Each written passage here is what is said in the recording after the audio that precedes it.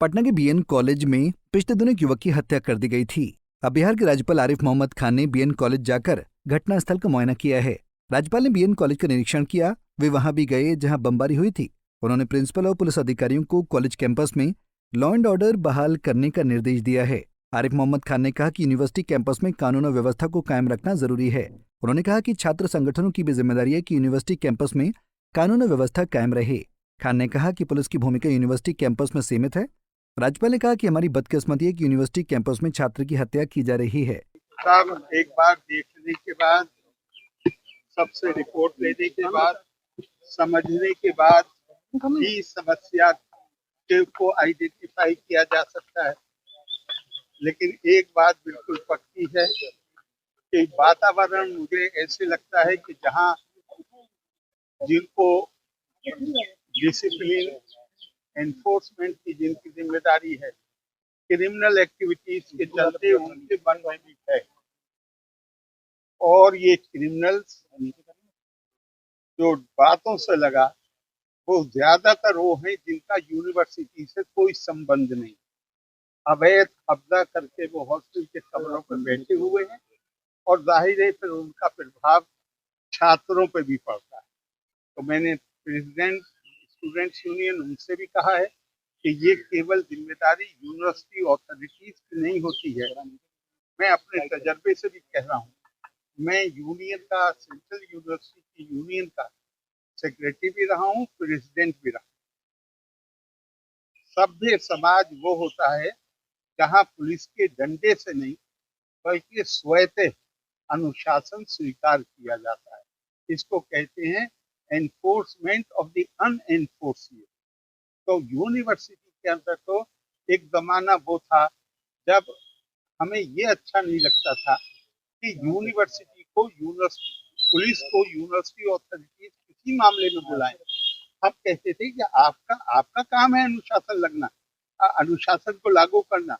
लेकिन आज अकेले पटना यूनिवर्सिटी नहीं, और भी यूनिवर्सिटियों में हमारी बदकिस्मती है कि ये हमने, मैं ये यूनियन की प्रेसिडेंट मौजूदा में इनके सामने कह रहा हूँ कि यूनियन का जो उद्देश्य है वो उद्देश्य होता है, एक काम हमारे टीचर करते हैं क्लास में, हमें ज्ञान देने का काम करते हैं। एक प्लेटफॉर्म प्रोवाइड किया जाता है बच्चों को उनके व्यक्तित्व के निर्माण के लिए, जहां वो अपनी संवाद शक्ति को, अपनी बात कला को, उसका उसको विकसित कर सकते। वहीं राज्यपाल आरिफ मोहम्मद खान ने कहा कि वाइस चांसलर से लेकर स्टूडेंट यूनियन तक एक परिवार की तरह हैं, इसलिए सबको मिलकर यूनिवर्सिटी कैंपस की पवित्रता कायम रखना चाहिए। खान ने कहा कि वे यूनिवर्सिटी में जाकर समस्या का समाधान करेंगे, न कि राजभवन में बैठकर निर्देश देंगे। जैसे लेबर यूनियन होती है, इस तरह स्टूडेंट यूनियन नहीं होती है।